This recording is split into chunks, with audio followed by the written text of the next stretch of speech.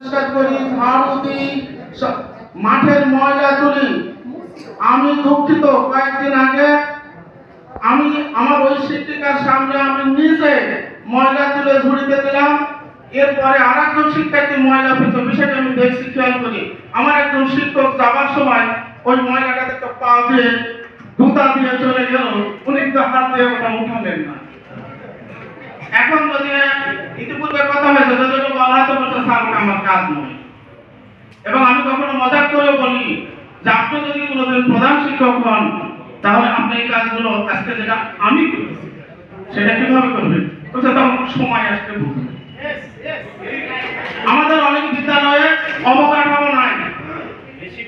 এমন অনেক বিদ্যালয় আছে 50-55 জন শিক্ষার্থী, হাই ফাই বিল্ডিং, কিন্তু যেখানে মধ্যে 200 স্টুডেন্ট আছে সেখানে বিল্ডিং নাই।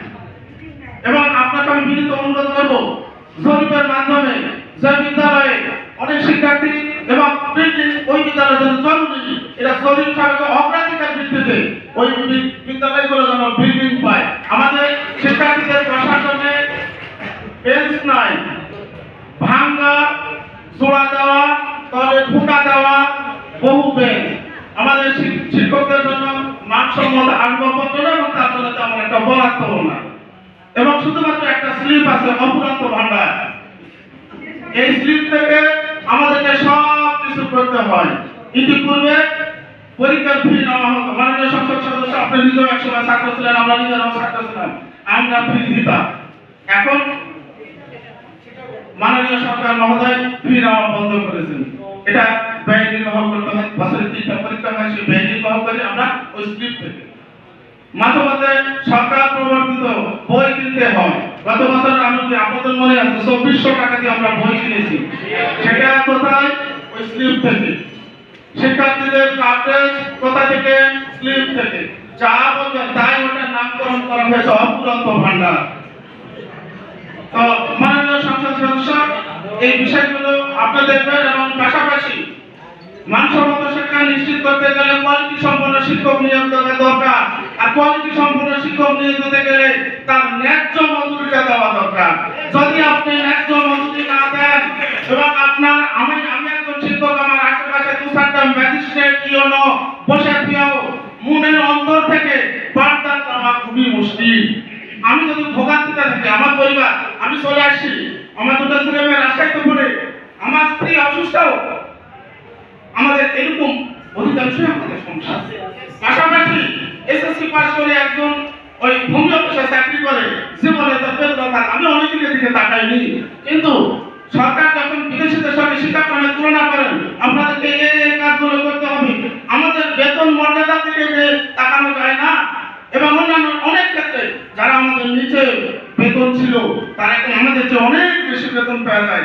নার্সরা এখন 2য় শ্রেণীর কর্মকর্তা, এবং রিসার্চ মনে হয় 1ম শ্রেণীর কর্মকর্তার মর্যাদা পেয়ে গেছে। আমাদের অপরাধ কোথায়? এবং আমরা ওই ইউনিভার্সিটি থেকে বড় বড় ডিগ্রি নিয়ে আসা, আমার এক খুব বলতেছে ব্যাপার কয় টাকা বেতন পাই, তোমার খুব আমি ওই পুরা 40 হয়তো মা জব্বারের বেটা আজগর ঝাঁকা বেতন পায় না, এক ভর্তি বেতন নিয়ে চলে আসে। আমি অনৈতিকতার দিকে তাকাবো না, কিন্তু আমার ন্যায্য পাওনা দিতে হবে। কোয়ালিটি সম্পন্ন শিক্ষা নিশ্চিত করতে গেলে শিক্ষকদের আর্থিক মর্যাদা বৃদ্ধি করা অতীব জরুরি। শুধু এটা না করে আমলাদের কথা শুনে যদি আমাদেরকে এভাবে দিনের পর দিন রেখে দেন, আমার বিশ্বাস কোয়ালিটি সম্পন্ন শিক্ষা এই 41 কেন 82 পর্যন্ত গেল, আমার মনে হয় নিশ্চিত করা খুবই কষ্ট হবে বলে আমি মনে করি। তো আমার কথাগুলো মাননীয় সংসদ সদস্য কষ্ট নেবেন না, এটা অত্যন্ত ব্যথা থেকে যন্ত্রণা থেকে বললাম। তো এই বিষয়গুলো আপনি মহান সংসদে উত্থাপন করবেন। আমাদেরকে পাশাপাশি আমাদেরকে কাজ করতে হবে। হ্যাঁ, পূর্বের তুলনায় মহোদয় সহ আমরা শিক্ষক নেতারা বেশ যোগাযোগ করে হাজারো ব্যস্ততার মধ্যে উনি আজকে আমাদের এই সময়টুকু দিয়েছেন, তাই আমরা সেদেরকে খুব ধন্যবাদ মনে করছি। মাননীয় সংসদ সদস্য মহোদয়, আপনি জানেন আপনি অনেক তৃণমূল থেকে লড়াই করে আজকের এই অবস্থানে এসেছেন। মানধার জনগণ আপনাকে সমর্থন দিয়েছেন, এবং আমরা দেশ ও জাতি আপনার কাছে অনেক কামনা করে প্রত্যাশা করে আশা করি সেই সে ব্যাপারে আপনার ইতিবাচক ভূমিকা থাকবে, জোরালো ইতিবাচক ভূমিকা থাকবে। মাননীয় সংসদ সদস্য, আমরা প্রাথমিক বিদ্যালয়ে কর্মরত আছি। আমাদের প্রাথমিক বিদ্যালয়ে নানা রকম জটিলতা এবং অভাব রয়েছে এবং মানসম্মত শিক্ষা নিশ্চিতকরণে অনেক ফরেন কান্ট্রির সাথে আমাদের কারিকুলামের অনেকটা কম্পেয়ার করা হয়। কিন্তু আমরা উচ্চশিক্ষিত মানুষ এবং বর্তমানে আমাদের প্রাথমিক বিদ্যালয়ে স্নাতক এবং স্নাতকোত্তর ডিগ্রির নিচে কোনো কর্মরত শিক্ষক নাই এবং আগামীতে যে নিয়োগগুলো আসতেছে সবগুলোই উচ্চশিক্ষিত। কিন্তু ইতিপূর্বে আপনি কথাটি এর আগে কামারকুড়ি প্রাইমারি স্কুল মাঠে উত্থাপন করেছেন, আমরা খুশি হয়েছি। আমাদের সরকারের কাছে আমাদের দেওয়ারও অনেক কিছু আছে এবং আমরা পাশাপাশি কিছু পাওয়ার আশা করি মহোদয়।